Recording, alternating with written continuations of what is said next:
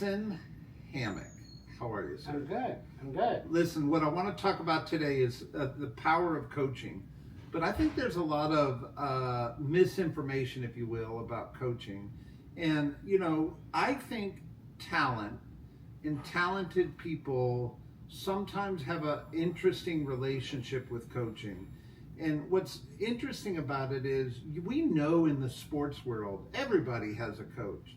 I grew up in school and nobody knows this, but I played the trumpet. But I had a trumpet lesson instructor, which was a coach, right? Mm-hmm.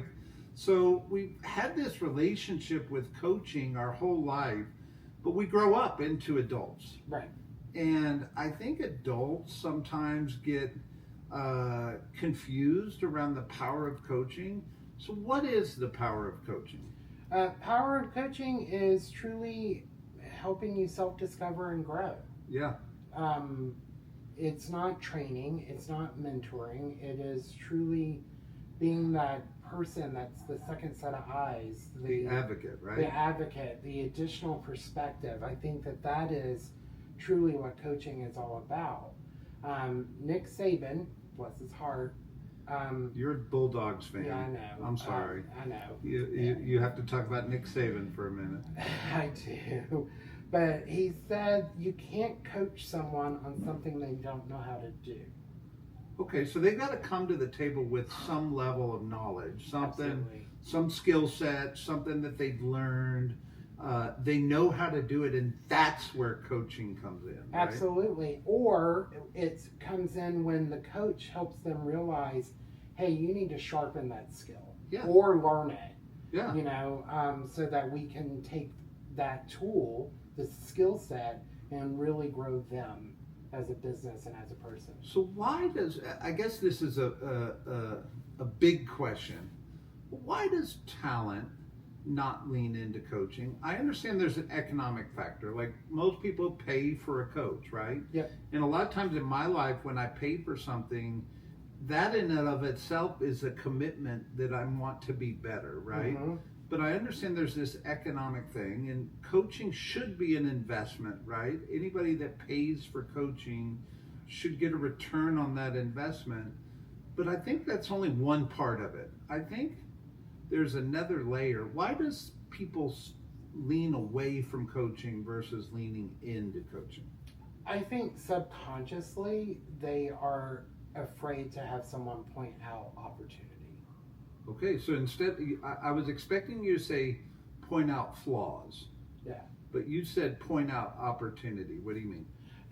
Well, we're all flawed. Yeah. No one's perfect, but opportunity is how you grow.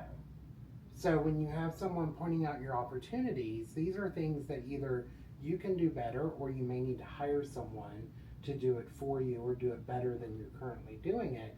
But when we're all beating ourselves up internally, we anticipate that the coach is going to come in and say, you're doing this wrong. Yeah. And pointing it out as a flaw. Right. And a true coach is going to point it out as an opportunity. I love that. Is there somebody that should not engage coaching? No. I mean, a dead person. A dead person. I Yeah. hear you say that, but I think there are people that shouldn't engage coaching. Well, the So people in- that aren't growth mindset. Okay, Like, so somebody that's not growth mindset. Yeah. But I also think people that aren't willing to be accountable yeah. should not engage coaching. I think people that maybe are status quo in life Mhm. and comfortable being status quo in life Mhm. probably shouldn't engage coaching because it's an expense at that point, right? Right. If they're perfectly happy and content with where they are and they don't have any desire to grow, then they shouldn't. But they should if they're thinking they have no desire to grow, but in actuality they're afraid to grow. Okay, so if they're afraid to grow, They need a masked coach. as somebody that doesn't want to grow, Yeah. they need a coach. There's this word called self-actualization Mhm. that I subscribe to. And my definition or my way of explaining self-actualization is believe there's always a better version of you that you can become. You could be a better friend, a better spouse, a better parent, a better performer, a better leader. All these things in our life, I believe there's always a 1% better mentality that everybody can grow into. But I realize not everybody leans into that thought process. And I think you're right. I think there's fear sometimes that keeps people at certain levels. I think the growth requires uncomfortableness. And that's where I think the power of coaching really kind of kicks in. But I'm just curious your thoughts. Well, it is uncomfortable. And a good coach is someone that can create a safe space where when someone is uncomfortable, they know they're not being judged, right? Yeah. So when you have that safe space to grow, that is what a good coach can provide. When you were talking about being that 1% better, I kept thinking about I keep seeing a bumper sticker that says, "Be the person your dog thinks you are." Yeah. You know, Not your spouse. Not your spouse. My spouse thinks I'm fat and don't dress right, but my dog loves me. Your dog loves you. Be the person that your dog thinks you are, or be the person that your grandma thinks you are. You know, it's one of those things where we can always be better, and it's not bad to admit that you can be better. You know what I love about this is I've always believed that there's somebody in everybody's life that believes in them more than they believe in themselves. Yep. And you're referencing it as your dog, your grandmother, but sometimes it's your coach. Oh, absolutely. My first coach, Beth, she told me, if you are ever doubting yourself, let me know, because I have enough faith in you to loan you some. Ooh. Say that again. If you're ever doubting yourself, let me know, because I have enough faith in you to loan you some.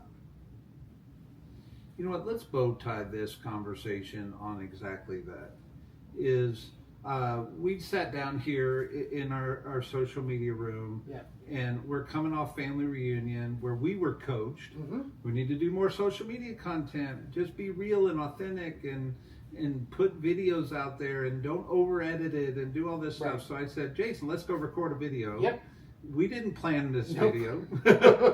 And yet we are being coached by our environment to do more stuff like this. Absolutely. And I believe anybody that's listening to this video, even if it's that one person that's hearing this message, somebody needs to believe in you more than you believe in yourself. And that could be a coach. And if you're needing the sign that person's missing from your life, here's your sign. Absolutely. Absolutely. That was one thing I learned, is it doesn't matter how many views you get. It doesn't matter how many likes you get. It's all about, did you connect to the person that needs to hear your message? Yeah. I hope you heard it. Have a good one. Have a good one.